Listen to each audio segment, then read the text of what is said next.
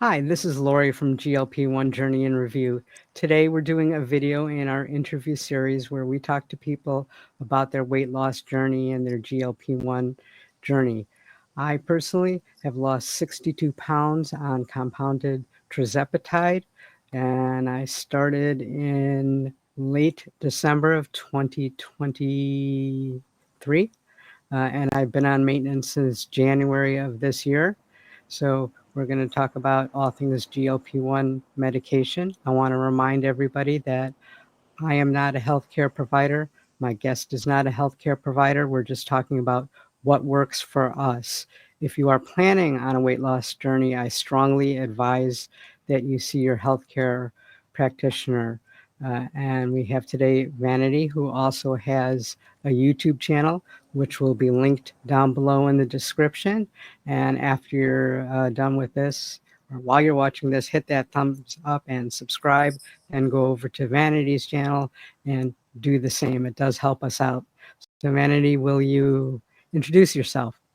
Hi, Lori. Thanks for having me. So I'm Vanity from It's Vanity. I also go by Bella, so you'll hear people call me both. I respond to both, so either one is fine. I am a security engineer outside of YouTube. I work in cybersecurity. But Wow. last year I started on my maybe fifth or sixth weight loss journey, and I decided it was time that I lose the weight and try to keep it off permanently. So I set myself a goal of losing 100 pounds. And I kind of decided to start a YouTube channel as a form of accountability. I felt like if I put myself out there, it would kind of be hard to fail. So that's how my channel was born. Awesome. Um, I've noticed on your channel you do a lot of lives. Is that like your strategy? No, so my life has just been incredibly busy for the past few months. I'm a traveling house sitter, so I've been traveling across the country, Mm-hmm. taking care of people's pets. For one, I also recently Bless you. have moved. I also recently have moved. So because of my chaotic schedule, I've just been leaning more toward the lives. But I would say before I started live streaming, I solely did pre-recorded videos.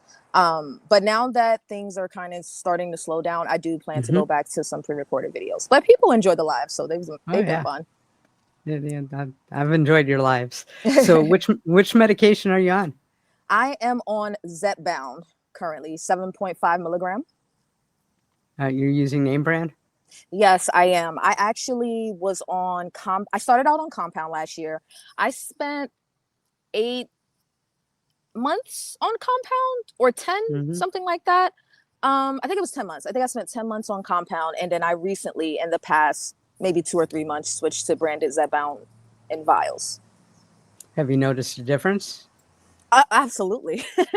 That was actually one of the things that I think in my very first live stream, I talked about how I was done. I was ditching compound terzepatide for branded Zepbound. Now, with that being said, the people that watch my channel are on compound, brand, terzepatide, semaglutide, nothing at all, losing weight the natural way, if you will. So I don't necessarily, I'm not anti-compound, but Right. I just kind of got frustrated with all of the chaos with the telehealth companies and everybody getting sued and people's orders getting delayed.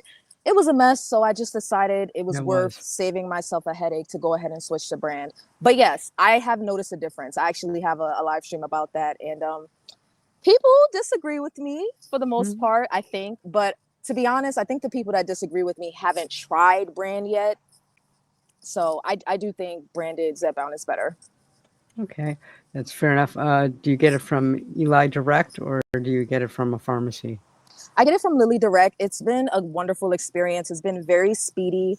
I just went to my primary care physician, who's actually was very supportive of me being on compound. And when I wanted to switch the brand, it was no problem. So I had my primary care physician send my prescription over to Lily Direct. Lily Direct sent it over to the pharmacy that they work with. They got back to me within maybe 24 to 48 hours, and I had my medication within 72 hours. And that's been my experience ever since. I place my order, I get my medication within 2 days, maybe. That's great. That's great. Um, why did you choose Zepbound versus Wegovy? So At the time, I was actually looking for a plastic surgeon. I had no idea. I had never heard of Ozempic, Manjaro, Zepbound, Wegovy, or anything like that. I was looking for a plastic surgeon, and I found one in North Carolina. I was actually looking for a surgeon to get lipo when I would eventually lose more weight or get closer to my goal weight. Hmm. But when I found the plastic surgeon, they had offered a weight loss program. And when I looked at the program, it said that they offered tirzepatide and semaglutide. And I didn't know what that was. I'm like, okay, so I don't know what that is. So I immediately started doing my research and I fell down a rabbit hole of GLP-1s and I was hooked. It took about maybe a day of research for me to feel like, okay, this is definitely the answer. Like there's no ifs, ands, or buts about it. This is definitely what I've been waiting for. I kind of felt left out a little bit. Like this was last year. And when I was doing my research, I could tell that people had been on this train for some time. So I kind of felt a little left out, but I ended up going with tirzepatide because the word was at the time that it was better than semaglutide. Now, the study had not been done yet to prove it, but I did do enough research to see that tirzepatide had the GLP and the GIP component versus semaglutide just having the GLP-1 component. So I felt like it would be a better option to me. Now I haven't tried semaglutide, so I don't know if I'm right, but I've been successful on tirzepatide, so I think I made the right choice. Yeah, it's kind of funny because when I first went on it and they were explaining it to me, the only words that I ever heard were tirzepatide works better. And like that's, I mean, they were Yeah. talking and talking, and I didn't hear another word after that. All I kept hearing was tirzepatide works better. Yeah, it's like, I mean, to be honest, now considering that the study had not been done yet, it was kind of by like word of mouth or by personal experience. But I mean, I took everybody's word for it, I guess. Hmm. And like I said, I think I made the right decision. I've Hmm. been curious about semaglutide, but people's personal experiences have not been, I would say, I haven't been convinced that I would be better off switching. So I've just stuck with Zepbound. It's been fine. It's funny because my wife, who is a type 2 diabetic, they originally put her on Ozempic, and she just had too many side effects and enough where she said, I quit. I'm gonna do this on my own. And it wasn't until I started taking the tirzepatide that she's like, maybe I should try the Monjaro, Mm-hmm. and had basically had no side effects, other than the occasional constipation, occasional diarrhea, which she kind of had anyhow. So it was like, Yeah, I had heard that a lot about semaglutide, and I mean, I'm not against it, but I did hear that the side effects were worse. Like I don't know, no offense to anyone that's taking Ozempic or mm-hmm, semaglutide, but I had heard that the side effects were worse. So yeah, I'm not looking forward to potentially, like I have considered, would I try Ozempic or Wegovy? Well, not Ozempic. Would I try Wegovy or mm-hmm, compounded semaglutide to save some money? I've done a live stream about that. I have considered it for maintenance, but the jury is still out because Zepbound works so well for me. I just don't want to change what already works, even though it does cost more. mm-hmm, that's true. And just last week, I was actually at my cardiologist's office, and we're going over my medications and my numbers, which were all great, by the way. Uh, Oh, yay. and he said, yeah, so you're still on the tirzepatide. It's like I take the semaglutide, and I'm like, okay. So he goes, no, I haven't had any problems with it. So I'm like, okay. It's just that, Yeah. I'm surprised at all the people that are actually on it. I mean, it's not my business, and you shouldn't wear a sign that you're on it, but it does surprise me at all the people that are actually on it. So I went from never hearing about it to everywhere I go, someone's on semaglutide or Manjaro or Zepbound or Wegovy. And I'm like, wait a minute. You know what? Maybe people had already been talking about it and it just wasn't registering. Like when someone mentions something you're not familiar with, it kind of just goes over your head. But when you are familiar, it's like, oh, I know that. So if I went to get my hair done, if I went to get a DEXA scan, if I went to the doctor's office or the dentist or shopping or at my boyfriend's job, it's like someone's on a GLP-1. And I'm like, Hmm. am I the last person? Am I the last one to find out? Like it's been a crazy experience seeing how prevalent it actually is. And it's unfortunate that the pricing hasn't caught up for brand. Eli Mm-hmm. Lilly has done some good things with the pricing, but they could do better. So it is hard to it is hard sometimes to justify spending double to get brand. But now that I do, I have no desire to go back to compound. Like I have Mm-hmm. definitely had a better experience, less symptoms, actually different symptoms, but better, like smoother. I've had a smoother experience being on brand. Can you explain that at all, or is it just Yeah. kind of? So um, when I so when I started on compound, I started on obviously a 2.5 milligram for Mm-hmm. 1 month for 4 weeks. And then I went to a 5 milligram on compound. Wonderful experience, but I think this had everything to do with the compounding pharmacy that I was lucky enough to have at the time. I had Hollandale Pharmacy. Now, I was a little scared because at the time, Hollandale had a bad reputation, and I cannot for the life of me figure out why. At the time that I was starting, I didn't know where my compound was going to come from. And I was doing my research on the pharmacies. And Hollandale had a really bad rep for some reason. I'm like, oh, I hope my medication doesn't come from there. And then when I got the vial, it said Hollandale. And I'm like, I don't know if I want to take this. But it was a wonderful experience. It was the best compound that I ever had. So actually, that compound was the closest to brand that I have now. Like it was the closest in similarities. But I experienced a lot of fatigue. I experienced an overwhelming amount of appetite suppression, food aversion, like just not wanting to eat, Mm-hmm. not having a desire for food. My food noise was crushed. And then when tirzepatide got taken off of the shortage list, Hollandale dropped out. They stopped compounding at the time. So I started getting my compound from a couple of other pharmacies, and it just wasn't the same. I didn't have the same impact as far as like food noise suppression or appetite suppression. Now, I ended up pre-ordering a 6 month supply of compound from one telehealth company, and I didn't like it. I didn't enjoy it. It wasn't good for me. It didn't Mm-hmm. do what I needed it to do. So I ended up stalling out for 6 months. So I was done with compound. I decided to go ahead and switch over to brand. And I switched over also at a 7.5 milligram.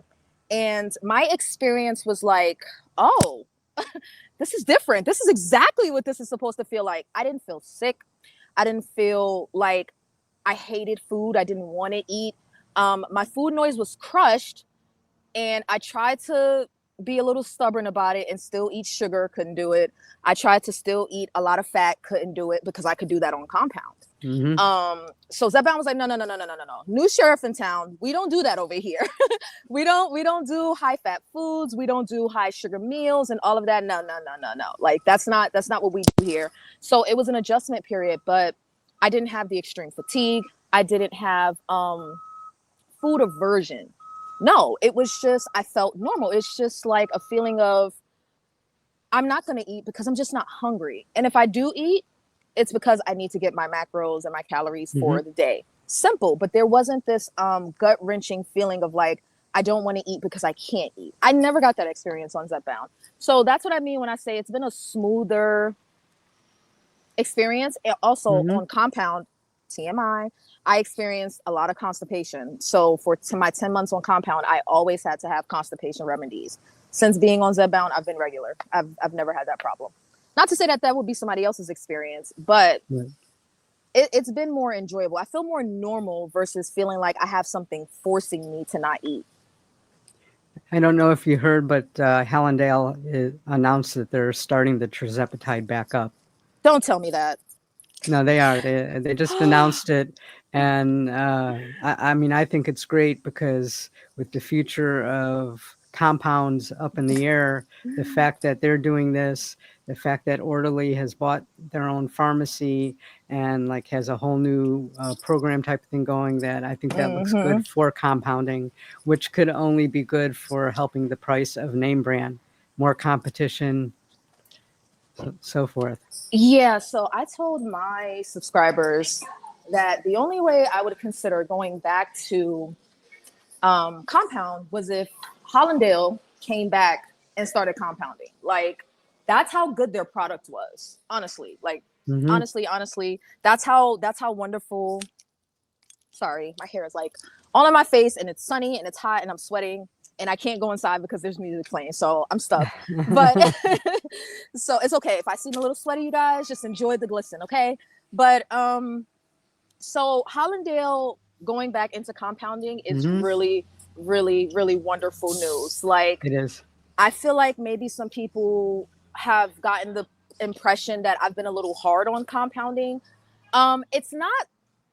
It's not that I have a problem with compounding. I do have a problem with how telehealth companies have been handling their customers and how they've been handling the compounding along with the compounding pharmacies. So I feel like people have been let down with their expectations. I feel like people should have been more prepared for compounding to not be as available, so that when Hmm. it got taken off the shortage list and all of these different things happened, there wasn't such a frenzy. I feel like the telehealth companies let people down when it came to that. And I was getting my medication from Hollandale. They were one of the first to drop out. I was upset at the time, but I understood. You know what I mean? I did understand. And if they're going to get back into the game, do you happen to know if Hollandale's a 503A or B? Uh, I Offhand, I don't don't know. know. Yeah, I don't know. I think they're maybe a B. I'm not sure. Maybe I don't know. But the reason I'm asking is because I would love for Hollandale to go back to compounding, but I don't want them to get sued. Like, I don't want them to put themselves in a position where like they have to fight Eli Lilly in court, because I am team Tirzepatide, Zepbound. Hmm. Like, I'm team Eli Lilly did a wonderful thing. No, I don't like how they're handling the pricing structure. I don't like how they're being aggressive as far as coming after the compounding pharmacies and the telehealth companies. I don't like that stuff. But at the end of the day, if it wasn't for Eli Lilly, we wouldn't have the product that we have to even be able to compound it in Absolutely. the first place. You know what I mean? So I do understand to some extent why they would want to defend their product. Can you see Okay. me now? I could see you now. Okay. All right. Sorry. I took the opportunity to put my hair up because it's really hot. Okay, let me get out of here where all the music is. All right. Actually, So, I don't hear the music, so oh, I you think we're don't? good. Okay, so maybe I can. If it gets too loud, just let me know. I'm gonna try Okay. sitting here for a little while so we can be have a stable connection. Okay. So yeah, so Hollandale actually getting back into compounding is a really wonderful idea, as long as they don't get in trouble for it. You know what I mean? Like, I'm not really sure what the answer is as far as like what's going to happen with Eli Lilly and these lawsuits, but I really wouldn't want them to get into trouble. You know what I mean? So, Right. but good for I, them. That's news I to would me. hope their legal team would have like looked into it a bit, you know. Yeah, yeah. I mean, you would think so, but like, look at what happened with Mochi. Like, never mind. Whatever. Yeah, but I you know, just, they expected lawsuits. You know, nothing's happened with them yeah, yet, yeah. and not with Mochi. But I've heard that Eli Lilly has dropped the lawsuit against Empower. Oh, now I heard about that, but I didn't really know much about it. Um, and you know what's interesting about that? You know, Eli Lilly doesn't even have a patent on tirzepatide because you can't patent peptides. They have a patent on the auto injector pens. So I'm not even sure what the legal parameters are as far as like, I mean, can Eli Lilly even sue about this? Like, I I, don't know. I I'm mean, not they a lawyer. are. Right. I was like, okay, if Back to this normal. turns out if this turns out completely awful, I will 1000% do your interview over when I have better when I have a better situation. Okay. So I guess we were done talking about Hollandale, and we were talking about the lawsuits. So yeah, I'm Right. not really sure what's gonna happen with the lawsuits. No one knows. But I mean, if we can keep compounding forever, then just keep it forever. But that wouldn't actually change how I feel about being on Right. brand. I do still prefer brand. I really do. Now, my personal opinion, I think all these lawsuits are more for the next generation of GLP-1 medications, but that's just Hmm. my opinion. Um, Yeah, yeah, so that now, it's not Eli as easy Lilly, to copy. right. Now, Eli Lilly and Novo Nordisk could end this if they just matched what they were charging in other countries to Of course. us. Of Because, course. they're only paying like 200, 250 in other countries. Uh, so, hopefully that'll happen. And I know that their stockholders are not happy, even though they're they've made billions and billions. They think it could be more. Well, obviously, charging 1,200 or so a dose isn't working.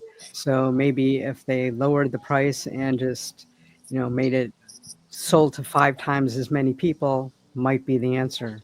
Yeah, I've had many a rage on YouTube, pre-recorded and live, about not understanding why Eli Lilly won't just make us all happy. Like, I understand business and capital, I get Mm-hmm. all of that, but I'm one to say, if you would just lower the price, you can have all of my money forever.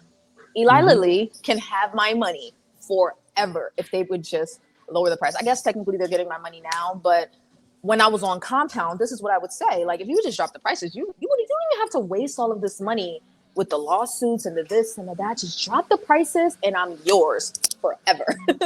But I mean, you're probably right. It is probably they're trying to get ahead of the next generation of peptides or whatever obesity drugs that they may be coming out with, so that they're not as easy to copy.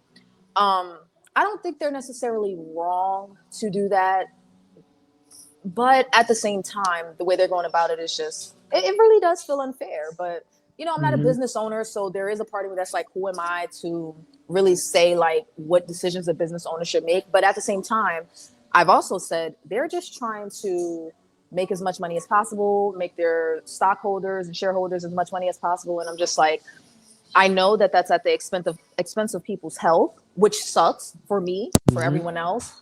But I think sometimes I feel like sometimes it is a bit unrealistic to expect a pharmaceutical company to do what's best for us. No, we do what's They're best not. for They're us. not.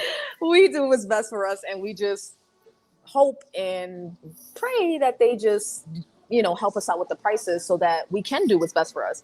But as far as like, pointing the finger and you should care about people's health, they don't. They don't. That's why they haven't told us how to get off of it.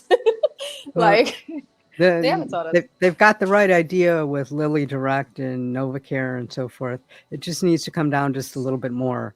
If it was in within $50 to $60 of what the compound prices are, to me it would be Absolutely. a no brainer.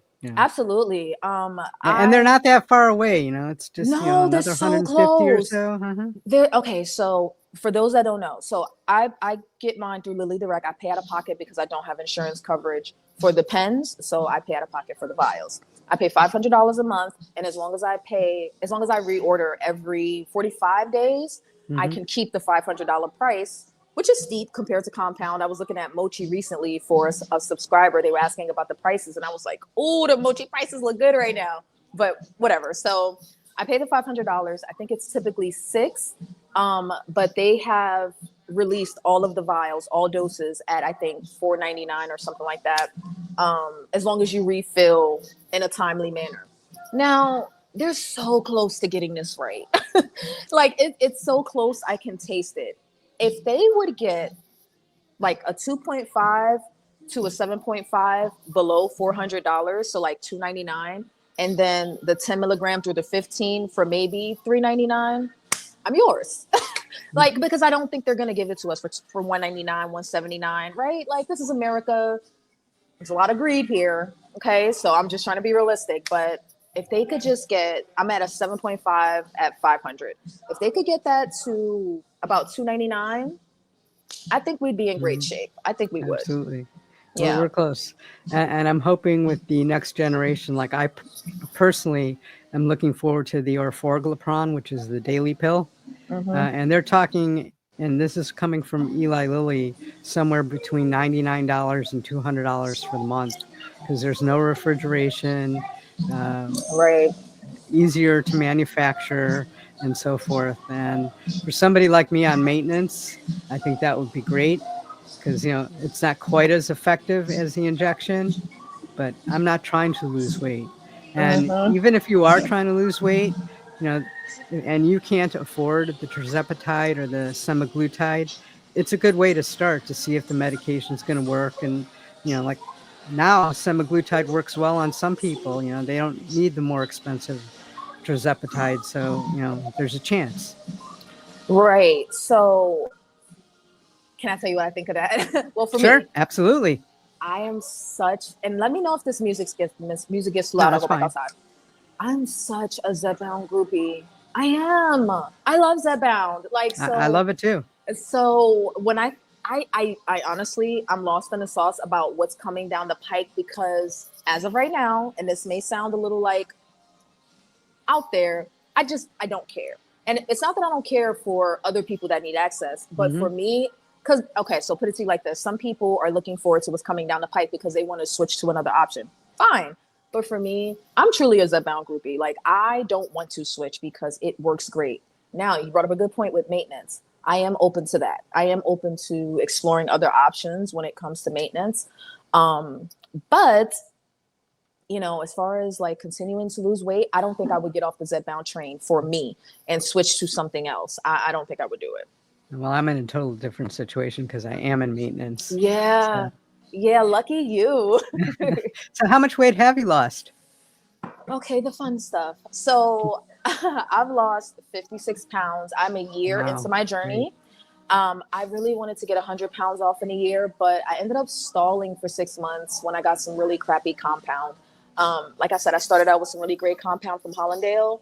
And then as the telehealth companies were trying to figure out what to do, they were rerouting prescriptions all over the place.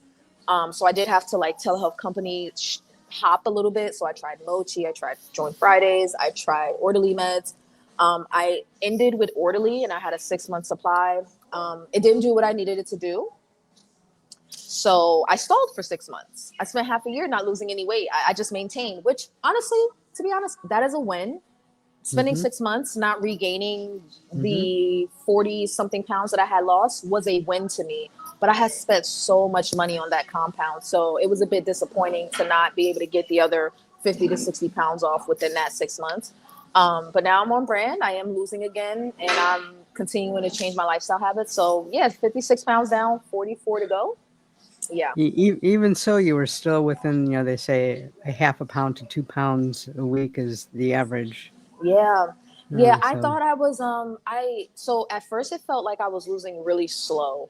Um because it wasn't consistent. So I would lose 2 pounds and then a half a pound and then no weight and then 5 pounds and then 1 pound. So it was all over the place. But there were times where I'd spend a whole month with no weight loss even when I did have good compound. But that was because I wasn't making the right choices with my diet, mhm. my exercise, my sleep. Um, I wasn't making the right choices. So there were times where it wasn't the tirzepatide at all. It was me. So what kind of lifestyle choices have you changed since you've been on the medication?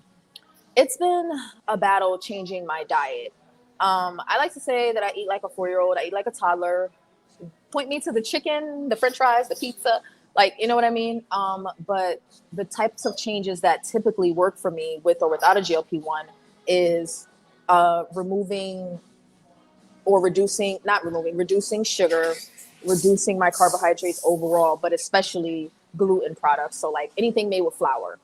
Um, but it was a bit of a battle because I already couldn't eat on tirzepatide. So my typical low carb strategy wouldn't work because then I wouldn't get enough food in. You know what I Right. mean? So it was a constant seesaw. It was a constant battle of like, okay, low carb, okay, fast, okay, don't fast, okay, high carb, okay, high protein, okay, wait, that's too much fat. Zepbound doesn't like that. So I'm still working on it. I don't know what the right diet for me is. I'm still searching to find that.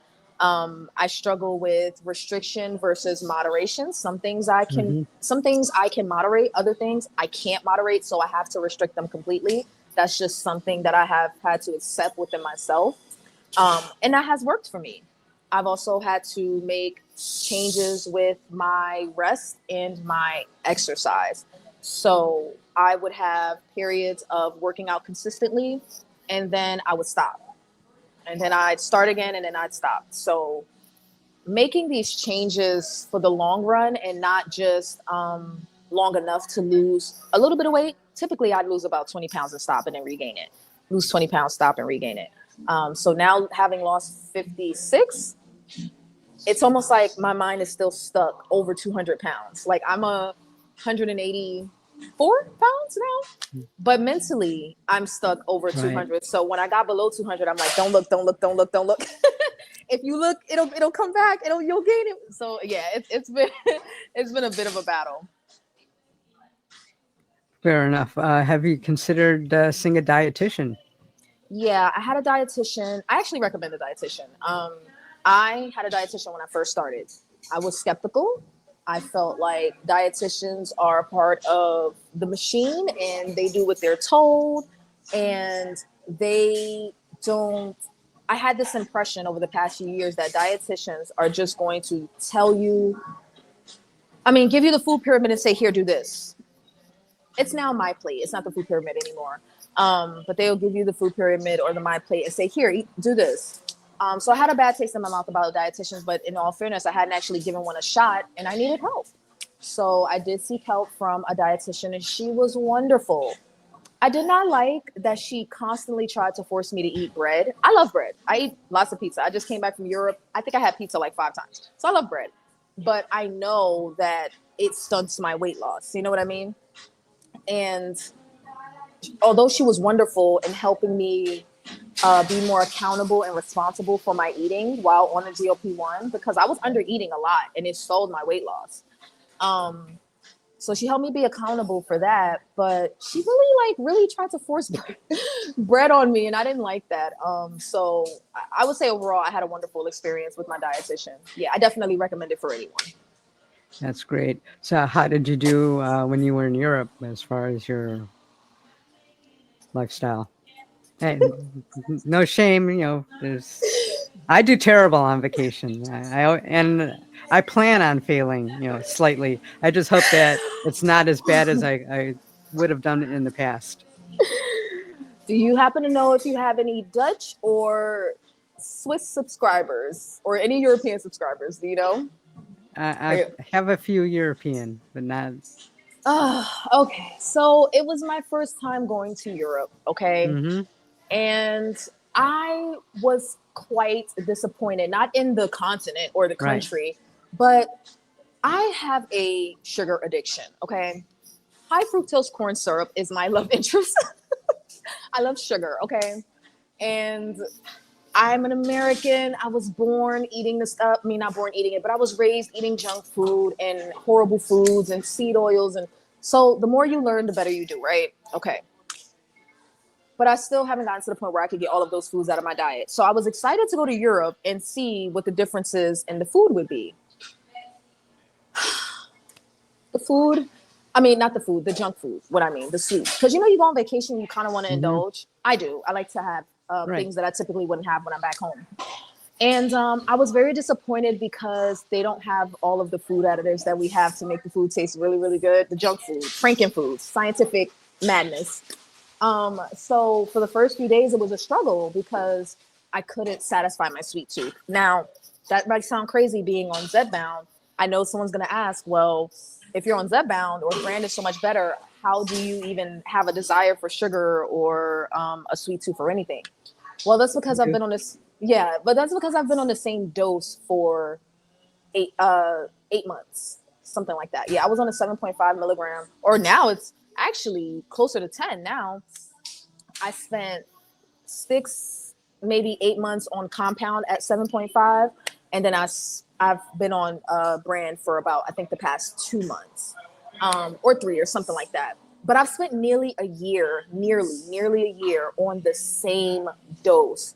So even when I first switched to Zbound, it was an adjustment because my body wasn't having the whole sugar and the high fat. But now, I've adjusted a little bit and I can eat whatever I want. It's time for me to titrate up, which I will be doing soon, but I can eat whatever I want. So I was really looking forward to going to Europe and having waffles and chocolate and cake and cookies, and none of it was good to me. Like it wasn't very sweet. So to answer your question, I did okay, right? So the things that I planned to not have, I didn't have. So I gave up soda and candy, excluding chocolate. I gave up Of soda, course. right? Well, because I don't eat chocolate very often, so like I like gummy candies like Starburst and Sour Patch Kids and things like that. So I gave that up, and soda, diet and regular, back in June. total restriction. I can't have it because I don't know how to moderate it. So when I went on vacation, I didn't give myself any exceptions with that. Some people may agree, some people may disagree. My triggers are my triggers, so I can't allow myself to have that stuff. It is what it is.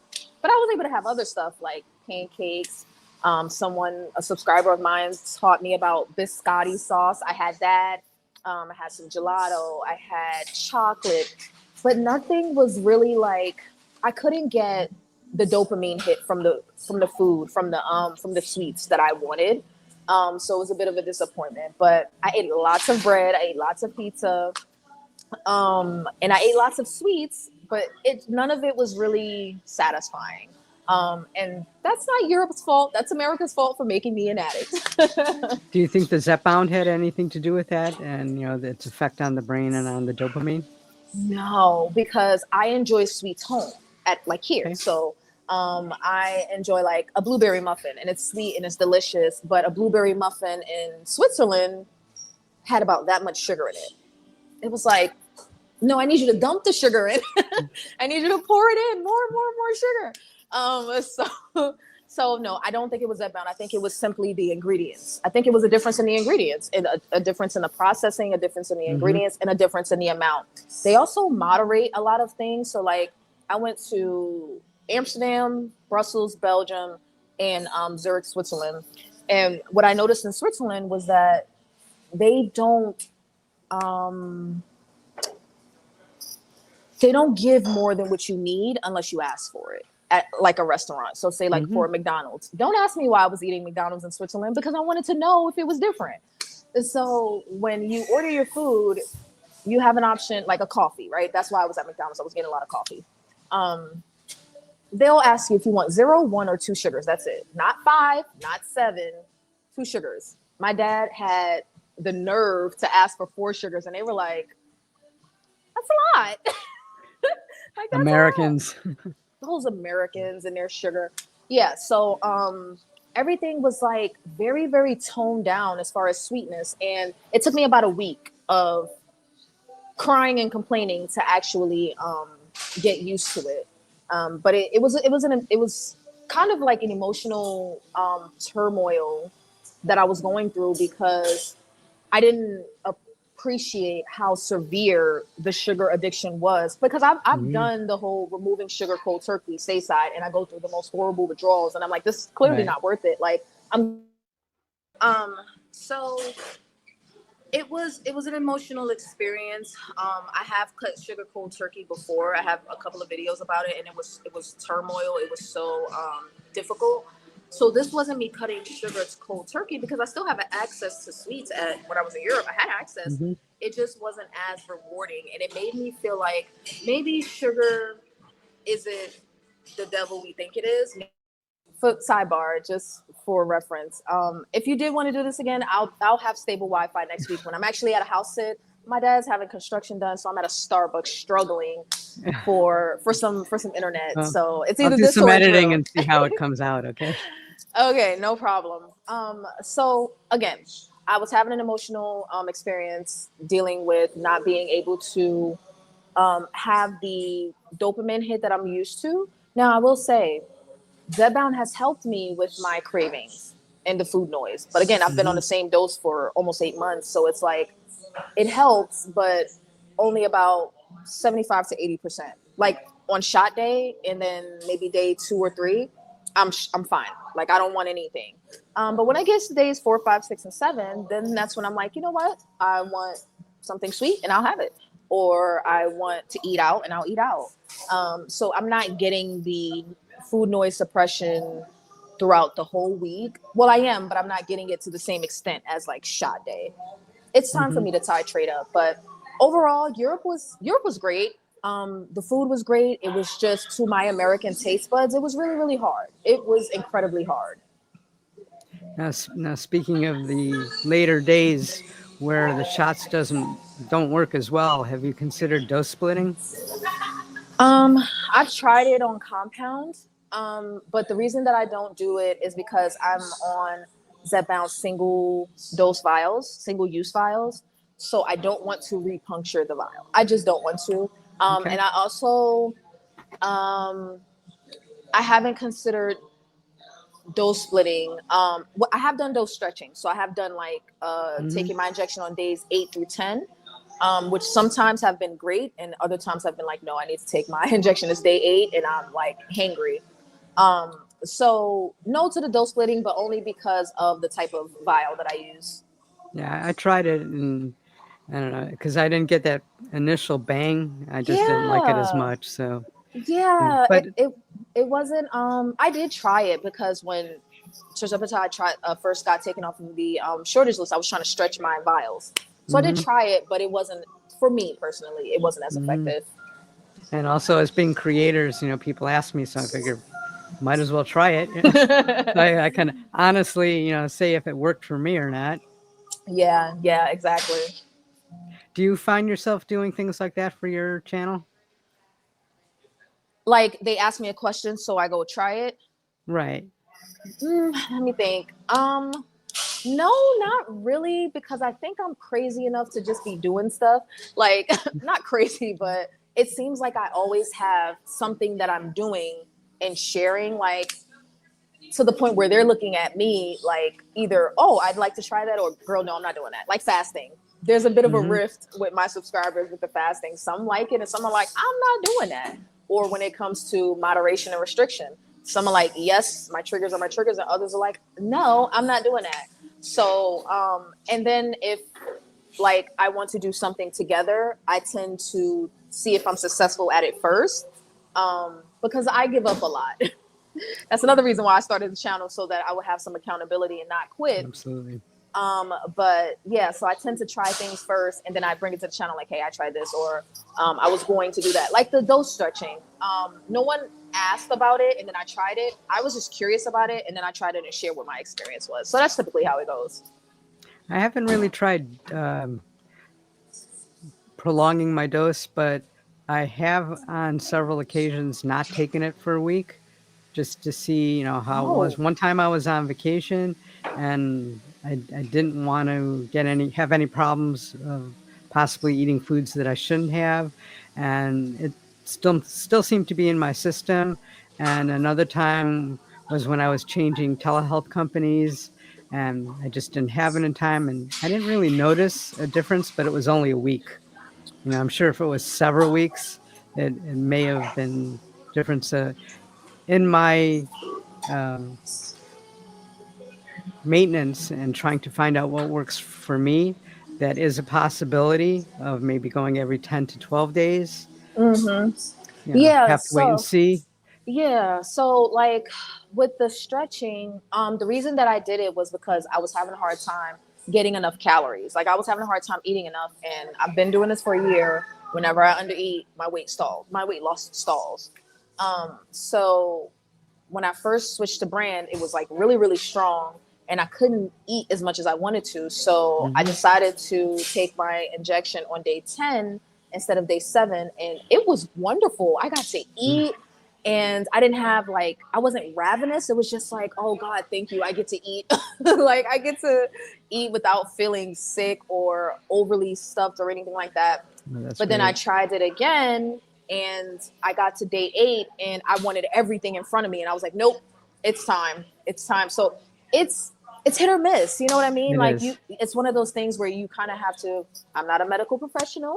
I'm not your doctor, people, but it's one of those things that you kind of figure out with self experimentation. So I do a lot of self experimentation, and then I share that. But yeah, the dose stretching, it's one of those things where like it could backfire. You know what I mean? Especially if you're still trying to lose weight. But maintenance, I would assume, is a different story because Right. you're not looking forward to dropping a pound or two that week. You know what I Right. mean? Yeah, it's a whole different ballgame, and there's not a lot of guidance out there. It's all kind of hit and miss, and what works for you. I mean, the whole medication is somewhat what works for you, but this is even more so because, like I said, they're doing studies now, but they're not out yet. Yeah, like the whole lack of guidance thing. I mean, I think that's where we come in as content creators. Once you decide to become a content creator, I feel like you have a responsibility to share the information that you have. It may work out for someone, it may not. But we have a responsibility to share it. But I feel like, Eli Lilly, I think they're doing maintenance studies now. I'm not sure. They I feel are. like I heard They are that. right Okay. now. That would be wonderful because my theory is that through self experimentation, I'm not recommending this, but this is just what I think will happen naturally. I think that the people will figure out maintenance before Eli Lilly is done with their studies or before the doctors know how to help the patients with maintenance. That's what I think is going to happen. And it's not because there's something wrong with the medication, so people have to get off of it, but because of accessibility issues, pricing issues, so affordability issues, or reactions, people can't stay on it. Whatever, there could be another shortage. So not everyone is going to get to stay on tirzepatide or semaglutide or brand because life happens. So I think that, or maybe they just don't want to. Maybe they got to their goal and they just don't want to take it anymore.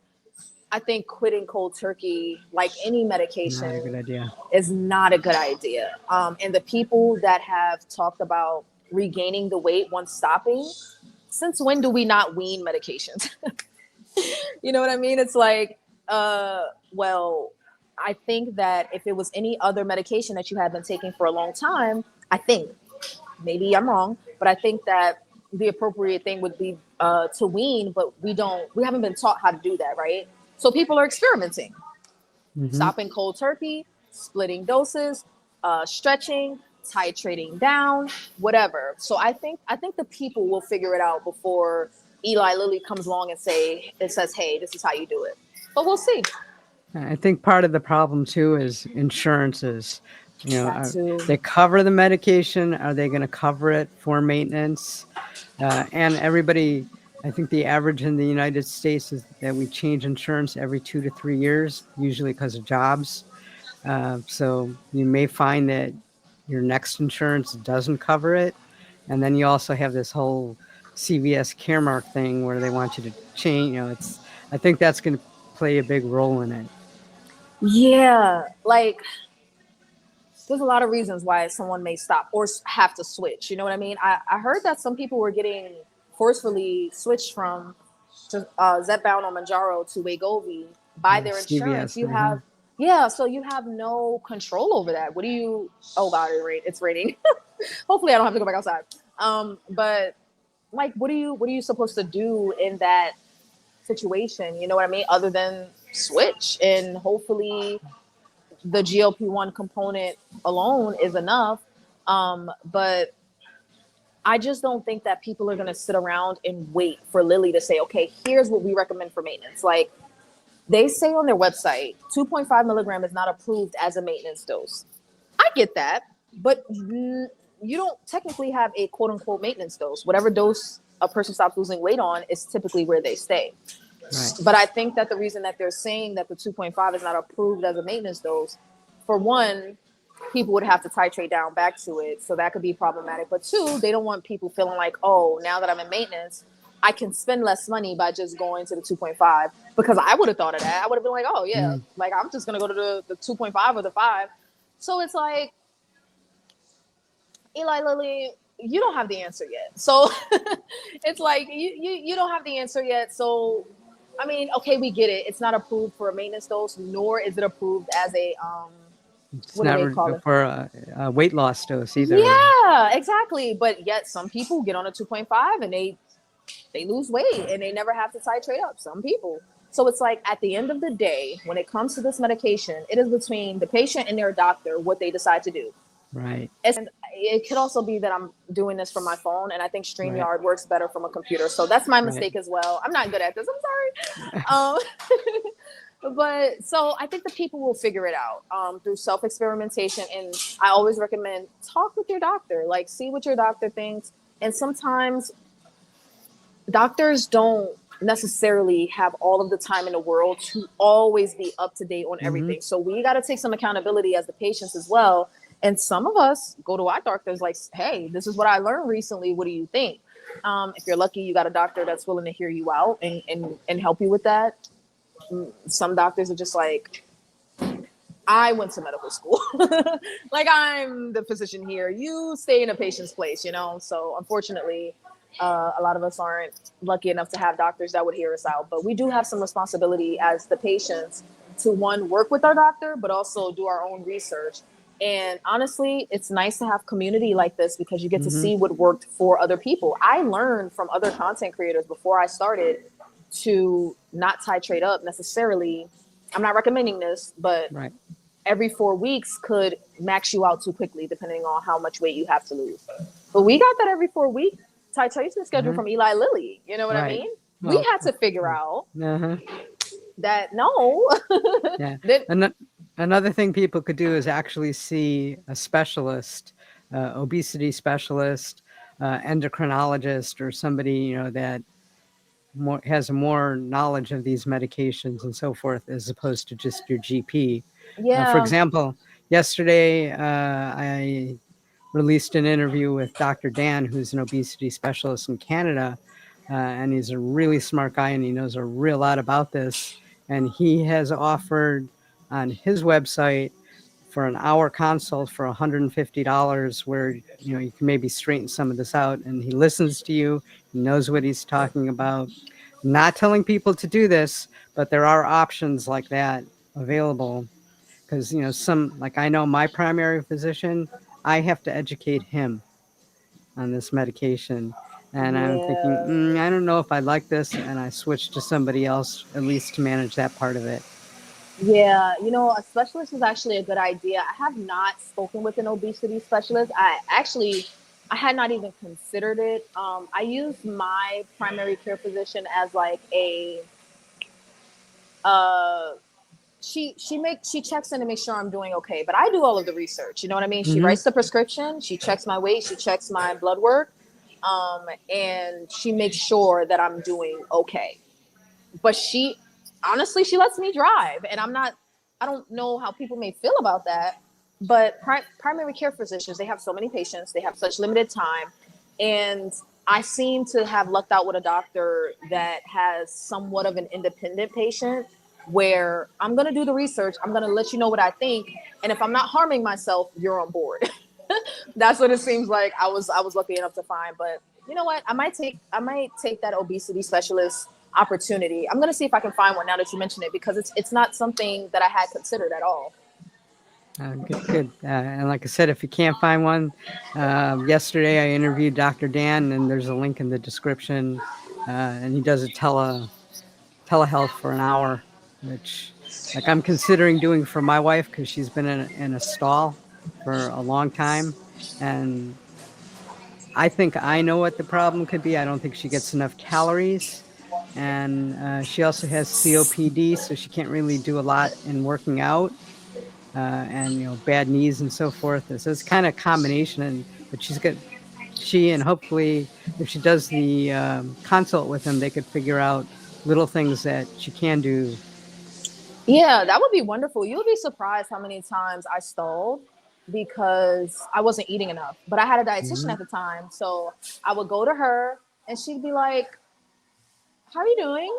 And I'm like, "Good. I'm not necessarily eating as much as I should." And she's like, "Yeah, your weight loss looks a little slow." I'm like, "Yeah, it's been slow." So what have you been eating? And it took her months to convince me to supplement with protein shakes. Um, but every time I would leave her office, I would leave with a game plan, and then my weight would drop immediately. And then I'd start slacking off, and I'd start eating less because it's so easy, which is not a good idea because you can crash your metabolism that way. But it was really hard work in the beginning to make sure I ate enough. It sometimes Hmm. now, even now, it's still hard. Like yesterday was shot day for me, and y'all, I didn't eat. I didn't eat. I mean, I ate like, so. What happens is like, um, I guess I can take my hair down now. But what happens is, sometimes on shot day, I will forget to eat. And then by the time it's the end of the day, I'm like, okay, I need something quick. So I'll eat junk food or I'll eat out. You know what I mean? Hmm. Um, and now I'm in a bit of a bind because my Dad's renovating his home and he has no kitchen.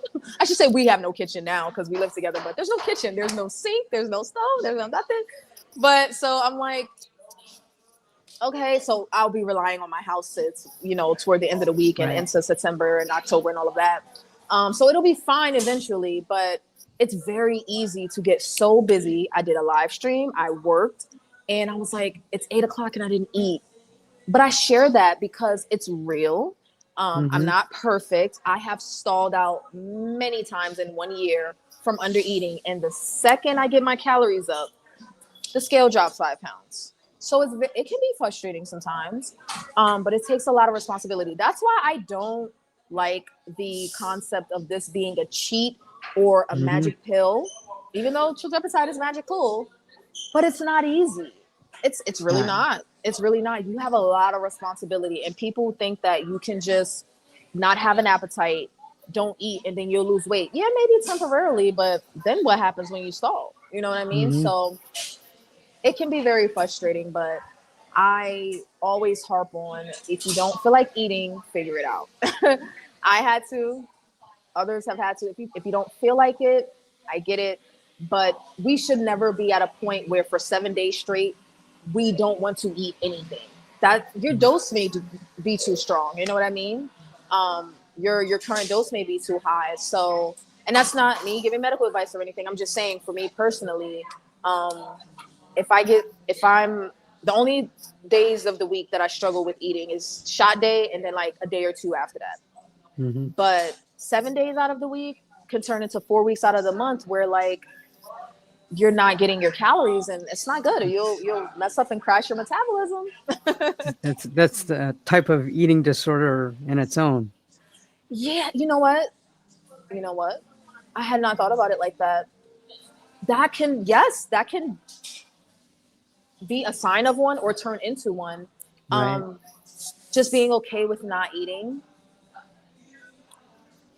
It's tough. It's tough because, okay, like the terminology intuitive eating. If you intuitively eat on Zipbound, you'll never eat. If you intuitively eat, you'll never eat because you're never hungry. You know what I mean? So it's like you have to be responsible enough to know that I know I'm not hungry. I know I'm not, but did I eat today? Did I have a protein shake today? You know what I mean? So that's just the method that I use. That's just the method that I use. And it's easier, I would say, days 3 through 7. But the first couple of days, it'll go right over my head for the most part. I will forget to eat. Now, with all these times that you were under calories, did you have any side effects like hair loss or anything like that? I do Hair have a hair. thinning? Yes, I do have a hair loss video. That was rough. And that scared the hell out of me when it happened to me. That was rough. And it was rough because it happened mostly in the back of my head, so I couldn't see it, but I could feel it. I feel like I'm getting emotional just talking about it. Okay, it's not the worst thing in the world. Like, if you go watch the video, it wasn't horrible, but for me, my hair is a part of my identity. I do my hair in all types of lengths, colors, styles. Like, I do everything in the world under the sun with my hair.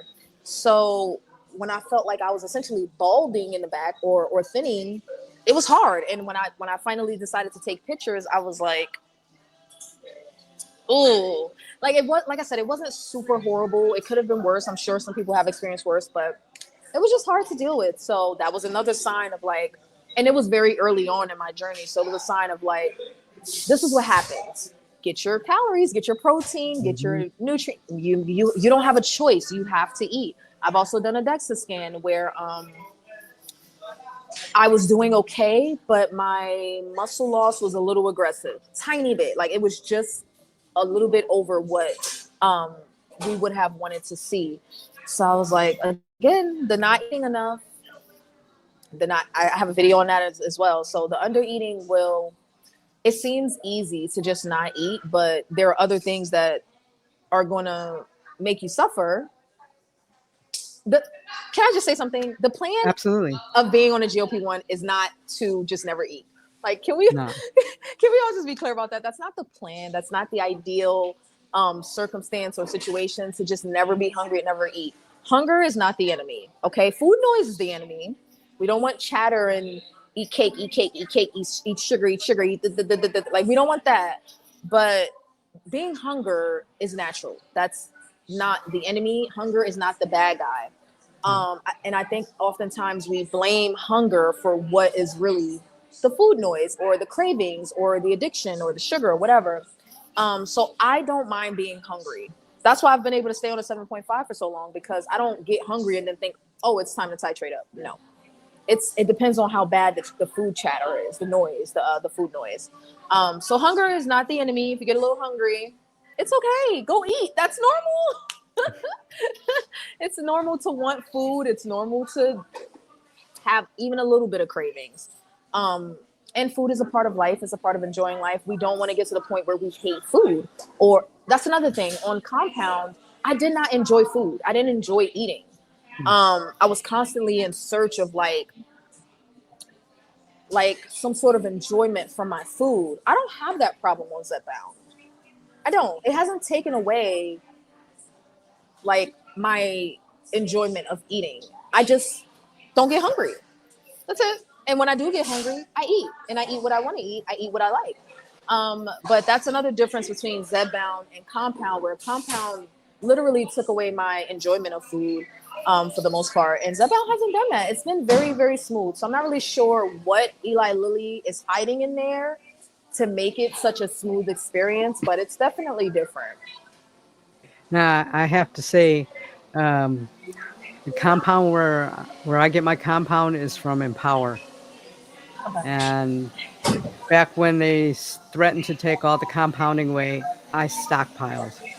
Mm-hmm. So now I have, I don't know, maybe 14, 15 vials in my refrigerator. And now my wife is a type 2 diabetic, and she's on the same dose. So due to the bud dates, we're both taking the compound because her bud dates are a year down the road.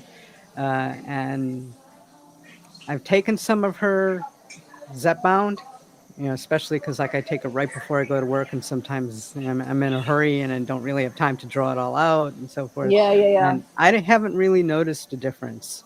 And I've taken it like, then when I notice that, I'm like, okay, let me take the Zepbound for like a month since she's taking the compound. Um, and I haven't noticed a difference, but that's just me. Everybody's different. What dose is it, if you don't mind me Uh, asking? yeah, this is the 7.5 I love the and the 10. 7.5. We have both. Okay. We have she has a lot because she's changed dose a lot, so we actually have a lot of Zepbound, all different doses. Yeah, I've definitely heard people say that they haven't noticed a difference. Now, one of my subscribers actually just switched from Compound to Zedbound and had an opposite experience. She did have a better experience on Zedbound, or did I won't say she didn't say better, but she did say she did notice that it was different. So I don't know. I guess it just depends on the Hmm. person. But like I In said, the pharmacy.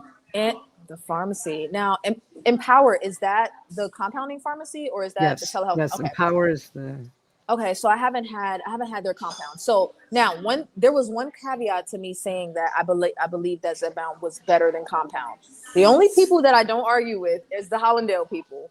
If anybody has compound or has had compound from Hollandale, I say, you know what, you got it. I don't even argue with them because Hollandale had some good stuff. They had the closest thing to Zepbound that I have experienced. But like I don't want to down talk other right. compounding pharmacies, so I won't say any names. But others that I have had was just like, what is this? It made Zepbound seem that much better because I had crappy compound for 6 months. Yeah. Two things to bring up. I'm happy about Hallandale because I live in South Florida and they're very close, so there's a good chance Okay. who I use could be switching to them once they Sweet. come up to market. And the other one thing that I really like about Compound is sometimes when I'm ready to go up, or if I find that I've had one or two bad weeks, is I could take that half between, I'm on 7.5. Some days I actually drop 8 or 9, and I could do Yeah, that I've been because on I'm on too. Compound, where Yeah. that's an advantage that Compound has that the name brand doesn't. Right. So I've done that too with being on compound. I've been able to titrate myself down a little bit. but also take more when I needed Right. it. I do miss that component. Now with the Zepbound vials, there's a little bit more in there. So all as of right now, this could change. So always read the instructions. But as of right now, all of the Zepbound doses come in as 50 units. Don't listen to me. Read your instructions on your compound or your Absolutely. Zepbound. But they all, as of right now, they all come with 50 units. But there's always a little bit more in there. So sometimes I can draw up like 60 units, and I'll do that. But I don't always do it because I'm not always looking for an extreme Mhm. level of satiety. I like to eat. I'm okay with eating. You know what I mean? Eating is good. Your body's telling you it needs the nourishment, and it does get the nourishment. And that's one of the biggest problems with these medications, with the appetite suppression, is that people are not getting the proper nutrition in their day. Yeah. Yeah. Like I struggle with the hydration part though. That's another reason why I Hmm. think sometimes I have stalled. But I Zepbound has helped me do what I already know how to do. Right, I've lost weight plenty of times. Hmm. It's the keeping it off that's the struggle. So Zepbound helps me. So when I want to make better decisions about my food choices, Zepbound helps me make those better decisions. When I want to not have as much cravings, Zepbound helps me with that. But Zepbound isn't doing all of the work. I do some work too. Hmm. Absolutely. I do some work too. So Absolutely. And they say with the Zepbound and the compound, the trizepatide as a whole, along with suppressing your appetite, it does suppress your wanting to drink. So your hydration is affected. You really, especially those first no, few days, you have to consciously, I I make an never knew effort. that. Wait, hold on. Hmm. Okay, you're teaching me something now. Are you telling me that your thirst or your desire to drink water or whatever is affected by Lesson. being on tirzepatide? Yes. Especially at first, just like your hunger. Not as Oh much as my your god. hunger, but yes, it does. You know what? Of all of the videos that I have binge watched, of all of the channels, I have never heard that before. And whenever I talk about my hydration, I'm like, I don't know what it is. I'm just not thirsty, so it's hard for me to remember to drink enough water. Hmm. I thought I was crazy. That makes so much sense. Well, you are crazy, but that's besides the point. But I am though. Okay, yes, I totally am.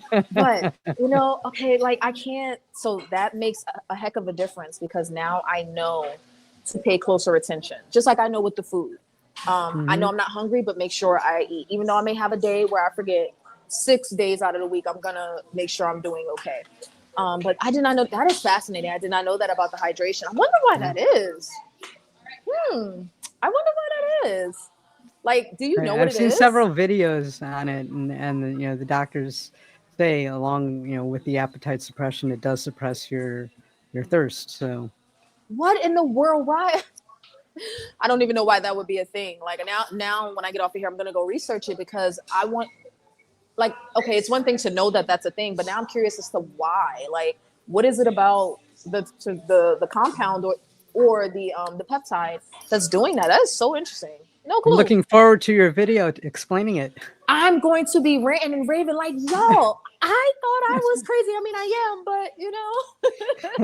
but yes, yes, it's definitely going to be a rant because what the heck? Like, wow. I mean, it's not the worst thing in the world, but now I have a reason. Now I know that it's not just me like deliberately not choosing not to drink water. I'm not thirsty. I'm not. A lot of us are in the same boat. That's Wow. Okay. Thank you for telling me that. I learned something no new problem. today. So when somebody goes to your YouTube page, is there a video that you would like them to start off watching, or one that you're most proud of, or Um, okay, I'm laughing because I had recently started rewatching my old videos, and I did not realize how much of a goofball I am until I start. Because I mean, I have to listen to myself in editing, so I don't typically go back and watch my videos. But ever since going live, I go back and listen. So now I'm saying this to say I've been going back and watching my older videos, and I'm like, wow, this is like the funniest thing ever. But I would say the video that I should know the name of it.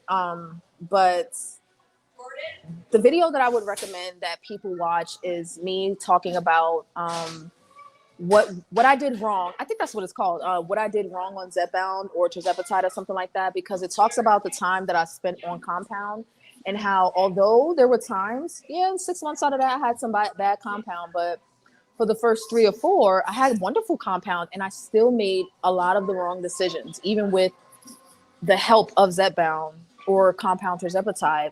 And that's just because, you know, when you are used to yo-yo dieting, you're used to making temporary changes. When you want those changes to stick, it is incredibly hard. You have to take so much accountability. You have to be so responsible. You have to be so not perfect, imperfect. You know what I mean? And it was hard. And I was also new to creating content and putting my face out there for people. So sometimes I wanted to shy away. I didn't want to tell people that I gained weight. I didn't want to step on the scale sometimes. I didn't want to say that I did something wrong or that I folded and had junk food when I said that I wouldn't. You know what I mean? So I would say it's a part of a longer live stream, but I cut it out into its own video. I can email it to you so that you can either link it or I'll leave a comment perfect. once Now this that would be post. perfect. Yeah, it's the video where I talk about what I did wrong, and people really like that video. Like I said, it was a part of a longer live stream, so it starts in the middle of me talking and it kind of ends in the middle of me talking, but it still has the bulk of the information about I made a lot of mistakes, and I'm sharing the mistakes that I made because I know I'm not the only one. Sometimes it feels like I am, but when I know I'm not the only one, and just because you're making mistakes doesn't mean you don't make progress along the way. You either soak in your mistakes or you keep pushing, you know what I mean? And it's nice to have support. It's nice to have community. It's nice to ask for help. It really Absolutely. is. It really is. If you don't make mistakes, you're not going to learn. You're not. You're not. Now, I'm very hard-headed. My nickname when I was a kid was Hard-Headed Hannah. My mother called me that all the time. Hard-Headed Hannah. So sometimes I do make when it comes to food, right? And well, I'll say when it comes to lifestyle changes, sometimes I will make the same mistakes over and over again. But I will say I learn each time. You know what I mean? And that's why I like to share my experiences and share my story to show you, like, I may fail 15 times, but you never know. It could be number 16 where it's like, I got it. I finally did it. You know what I mean? So yeah, I definitely recommend that video. I will go ahead and email it to you and then you can share it. And one thing that I've learned from this whole journey is failing is okay. To give yourself some grace. This is a lifestyle. If you think you're going to be perfect the whole time, it's not going to work for you. Let's be real. Yeah. Ask for help. It's okay to step on a scale, but it's also okay if you don't want to. I'm team do what's best for you. Right. It's okay to have a bad day or a bad week. But talk to people, see what other people have gone through, see what changes they have made. I am a little hard on those that feel like, well, other people didn't have to put in work. I saw a comment in one of the mochi groups that was like, I'm not losing any weight. I started on semaglutide for a month. It didn't work, so I switched to Zepbound, and now it's not working. Okay, am I eating right and doing all of the things and drinking the water and exercising? No, but other people have lost weight 25, 30 pounds without changing anything. So what's the problem? What's the difference? Things like that. It's like, that just shows, like, some people are not ready to be accountable for Right. themselves. And I feel like when you seek out information, it's there if you want it. When you seek out help, it's there if you want it. Even if it's help in the form of a YouTube content creator, you know what I mean? Or a comment section or a support group or a doctor.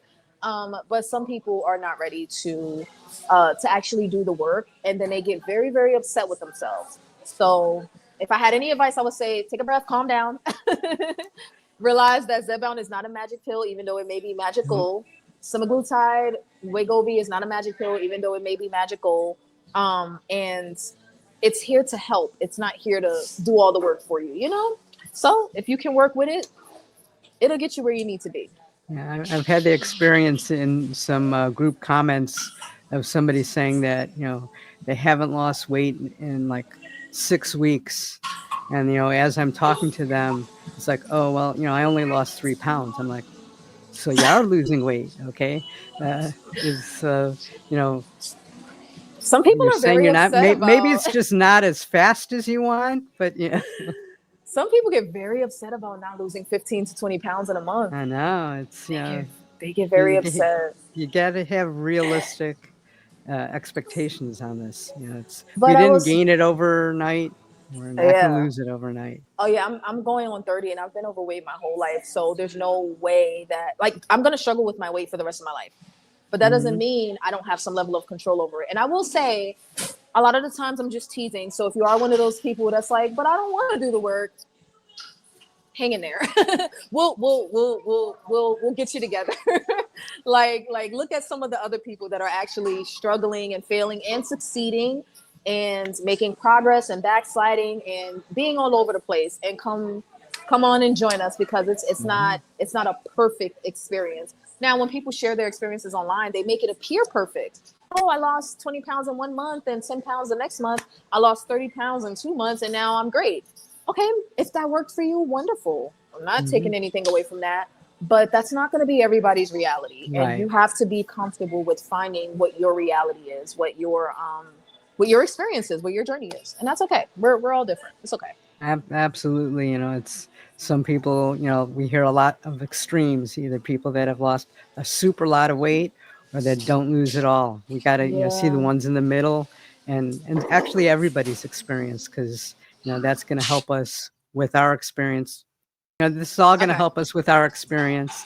And let's, kind of wrap this up, because Sure. you, Yeah. any Sorry. So closing I just statements? No problem.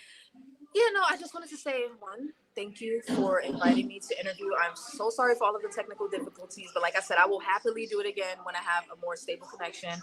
And I thank you for not just inviting me, but you only found me because you watched the video, you know what I mean? So, or Hmm. the live stream. And I see you pop in. Thank you so much for supporting. Um, I appreciate the opportunity. You're the first person that asked me to interview. Hopefully there will be many more. Hopefully I can come back when I actually make it to my goal weight, and we can talk Absolutely. about maintenance a little bit. But this was fun. I really appreciate it. And for anybody that watched, Thank you. thank you for tuning in. And all of Vanity's information linked down below. Go over to her channel and subscribe. I have mine reversed, so I got to keep thinking of it. Yes, we're all a little vain over there, okay? Like, don't let people shame you out of being vain. You know, they say, oh, people that take GLP-1s for weight loss, they're just doing it out of vanity. Okay, well, we're just going to go ahead and get ahead of that on my channel and say we're vain anyway. All right, so that's what we're doing over there. So I appreciate any support. Absolutely, and thank you again. Thank you so much, Lori. It was wonderful talking with you.